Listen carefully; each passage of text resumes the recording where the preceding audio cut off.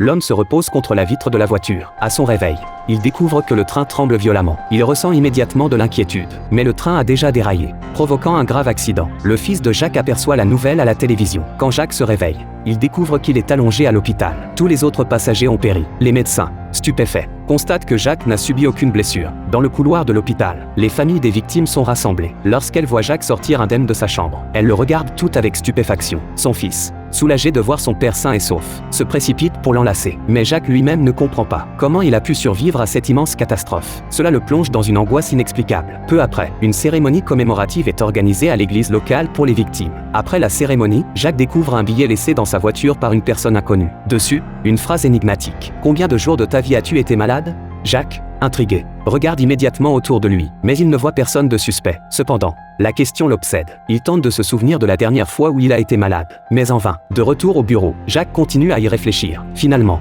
il se rend au service des ressources humaines pour consulter son historique d'absence pour maladie. Son supérieur, mal entendant sa demande, croit que Jacques cherche à obtenir une augmentation en mettant en avant son absence totale d'arrêt maladie. Il le félicite et lui promet qu'il sera augmenté à l'avenir. Mais Jacques ne se sent que plus confus. En pleine nuit, il réveille sa femme pour lui poser la même question. Surprise et agacée d'être réveillée pour cela, elle réfléchit néanmoins et réalise à son tour que Jacques n'est effectivement jamais tombé malade, pas même un simple rhume ou une fièvre. Que signifie cela? Ni l'un ni l'autre ne le savent. Pendant ce temps, quelqu'un d'exactement opposé à Jacques existe. John souffre d'ostéogenèse imparfaite depuis sa naissance. Ses os sont extrêmement fragiles. Il avait déjà subi plusieurs fractures avant même de naître, ce qui l'a condamné à une vie de vulnérabilité et d'hypersensibilité. Pour l'aider à retrouver confiance en lui, sa mère laisse un jour une bande dessinée sur un banc du parc. Lorsqu'il la trouve, John est immédiatement fasciné par le super-héros qui y figure. Sa mère lui dit alors, « Chaque jour, je laisserai une nouvelle bande dessinée ici. Si tu veux la lire, tu devras venir la chercher toi-même. » Ainsi, ces bandes dessinées changent sa vie. Devenu adulte, John est toujours obsédé par les super-héros des comics.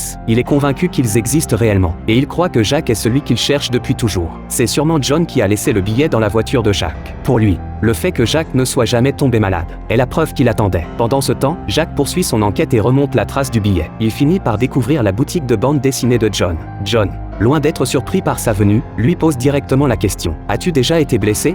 Tant que Jacques ne peut pas répondre avec certitude, la théorie de John reste incomplète.